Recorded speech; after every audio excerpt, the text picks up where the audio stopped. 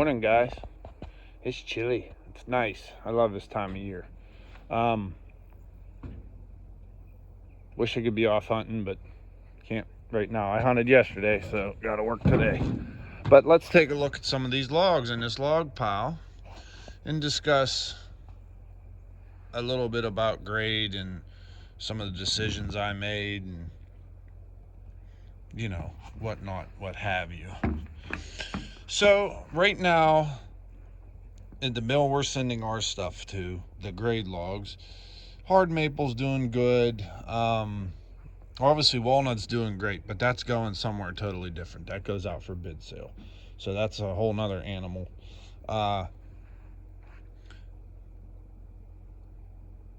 There's hard maple's doing good, white oak's doing good. White oak goes bid sale to another place. So basically all we're sending there is your hard maple, your soft maple, red oak, and cherry. So, like for instance, this cherry here is a 12-footer, nice and clean, it's nice and straight. I stretched it out as long as I could.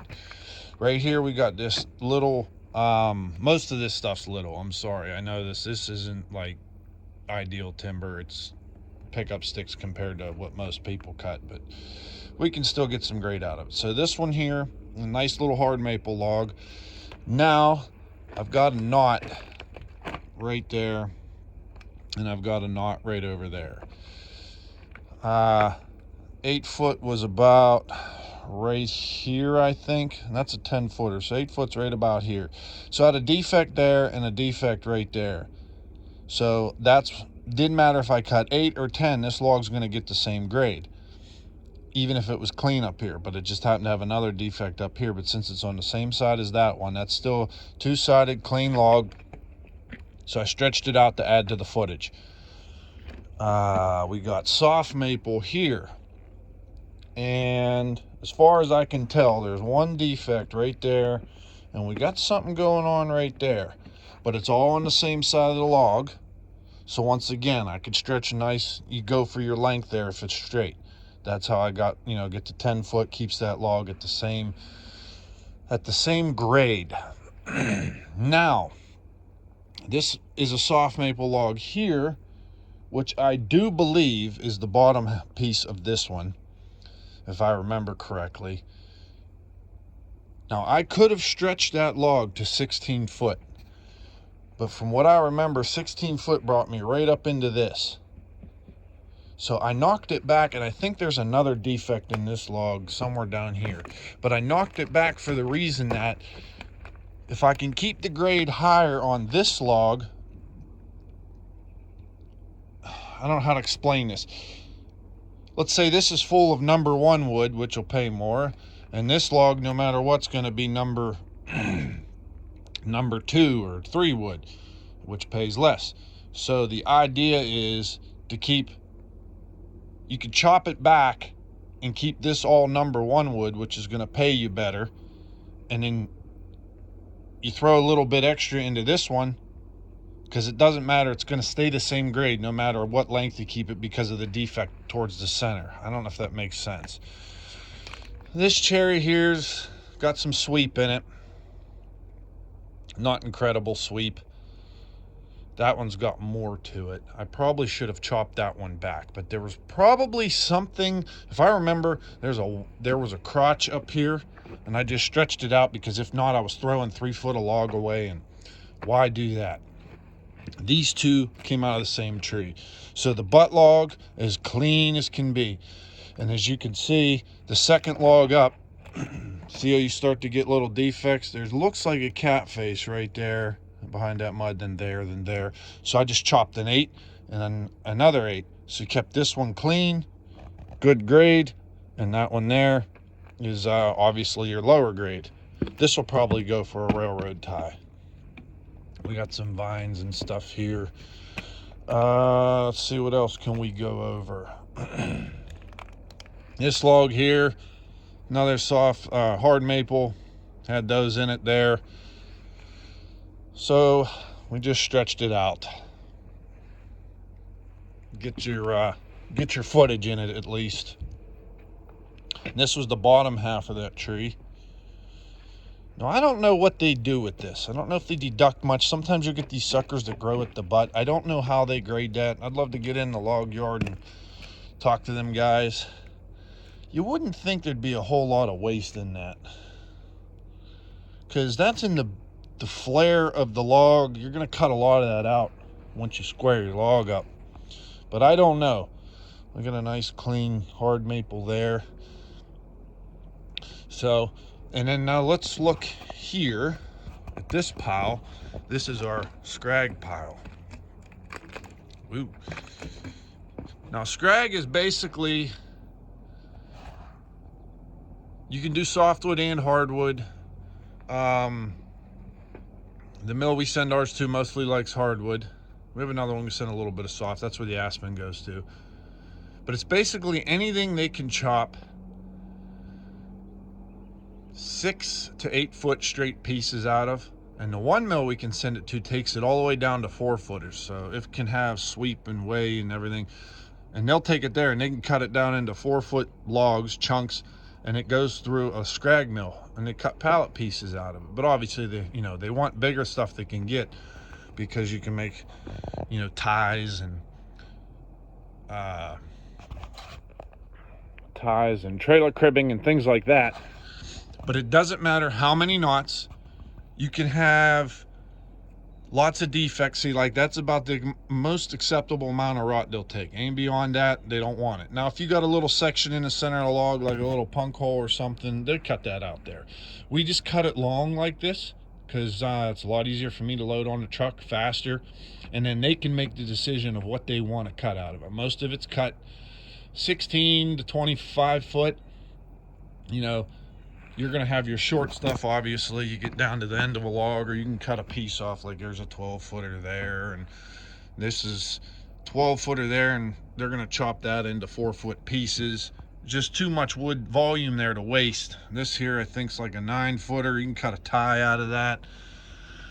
Now, some things that might confuse people. That's a beautiful soft maple.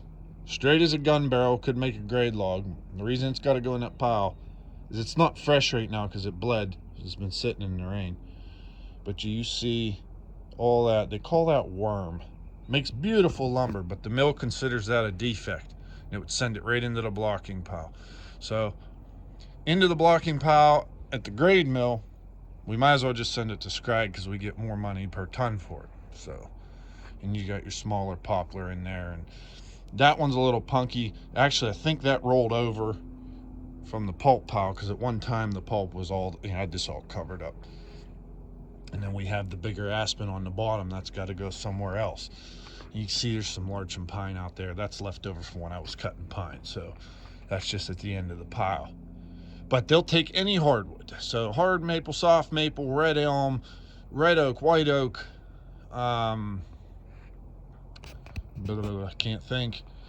Cherry, gum, pin oak. I mean, just any hardwood. They love it. They eat it up. So the one mill we're sending it to right now is actually pretty empty. He needs filled up. So, but there it is. That one almost looks like a face. But that's just a quick explanation of some of the stuff I got here. It gets very frustrating at times because I have a lot of grades. On this job, I've got pine, I've got hardwood, I've got softwood. Now, pine I consider different. Kind of consider it different than the softwood, because like softwood blocking, which would be like your aspen and cottonwood. There's a little bit of cottonwood. Sorry, I'm shaking. I'm cold. But so I've got sorts for the pine. That's cut 11 foot 6. You've got sorts for the hardwood Scrag, softwood Scrag. You have hardwood pulp and softwood pulp. Two different. You got to watch. You can't put oak and stuff into the softwood pulp. You could put maple and cherry in with it, but so that'll mix things up differently. Any pull logs like walnut. I've got like a maple in there. I think will be like a bird's eye maple or a curly maple. I don't know what it is. And then you've got your grade logs, obviously. And inside your pine sort, I've got to sort the spruce separate from the white pine, and I've got to keep both of those separate from the larch. because all three pay different per ton. So it gets pretty damn confusing and hectic on the landing at times. And I hate all the sorts. I really do. I understand why it has to be done. Merchandising's key. It's how you make profit these days. I mean, but I have to say it would be nice one day to just go to a job and cut grade logs and not have to worry about, or just grade and scrag and not have to worry about all this other crap. But the guy I contract for, that's how he does it. So, you know, that's whatever. That's what I'm here to do. I'm here to cut the timber the way they want it cut. So, or sort it the way they want it sorted. So we're gonna thin. This is the neighbor ladies. I believe we're gonna thin this. Right now it's all jaggers in the bottom. I'll cut that with this. I'm gonna cut half of this piece from here. I'm gonna go that way. Right now I'm going down over the hill. That line just goes straight all the way down. There's a road to a gun club back there. But so we're gonna thin this here, and then in the back we're gonna cut it a little harder. But I'm told that we got to get they're still working on the contract or whatever, so that'll be done here soon. This is pretty much done. They wanted a lot of the pine on the flats obliterated. Try to get the hardwood regenerating. That's why it's cut so hard. He said just leave islands of stuff here and there for wildlife and whatnot. The property owner was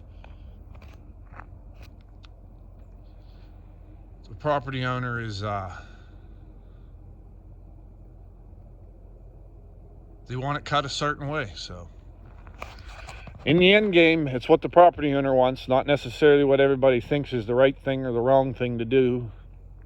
You know, I've done some messed up cuts for people where it's what they wanted. So, but all right, hopefully I'll get back to you guys with some more stuff here. We're running into some hiccups, and hopefully we can get everything cleared up here so we can get moving on. So, all right, everybody.